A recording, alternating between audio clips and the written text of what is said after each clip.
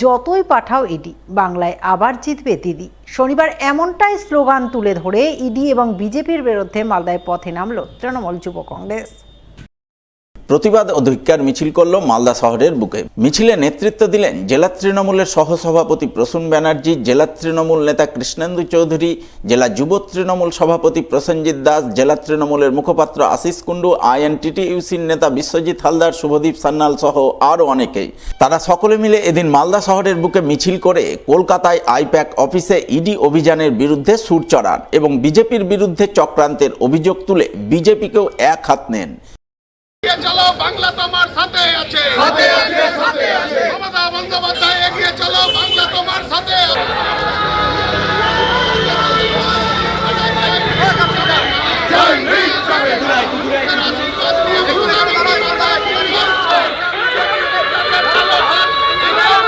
নির্বাচন আসলেই যেভাবে কেন্দ্রীয় তদন্তকারী সংস্থার বিশেষ করে তৃণমূল কংগ্রেসের প্রতি যে বিজেপির নেতৃত্বে যে ইডিকে লেলিয়ে দেওয়া, তার ফলস্বরূপ হিসাবে আপনারা দেখেছেন যে তৃণমূল কংগ্রেসের যে আইটি সেলের অফিস আছে সেখানে গিয়ে ইডি তছনছ করে দিয়েছে এবং তৃণমূলের নথি তারা চুরি করছে। এর প্রতিবাদে আমাদের মুখ্যমন্ত্রী মমতা বন্দ্যোপাধ্যায় এবং সাধারণ সম্পাদক অভিষেক বন্দ্যোপাধ্যায়ের নেতৃত্বে আমরা বিক্ষোভ কর্মসূচি করছি।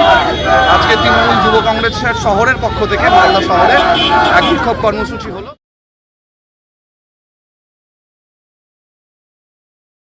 মালদার কালিয়াচকের দারিয়াপুর খিড়কিবোনা জগদীশপুর প্রাথমিক বিদ্যালয়ের পঞ্চম শ্রেণীর ছাত্রছাত্রীদের বিদায় সংবর্ধনা অনুষ্ঠান হয়ে গেল শনিবার। একই বিদ্যালয়ের প্রাথমিক এবং প্রাক প্রাথমিকের নবাগত ছাত্রছাত্রীদের নিয়ে নবীন বরণ অনুষ্ঠান আয়োজন করা হয়।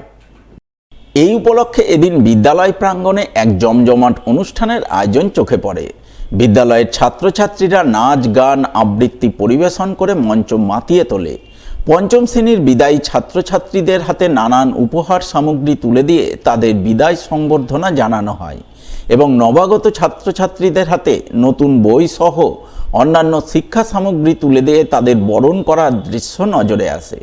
সেই সঙ্গে বিদ্যালয়ের প্রথম থেকে পঞ্চম শ্রেণীর কৃতী ছাত্রছাত্রীদের পুরস্কৃত করা হয়।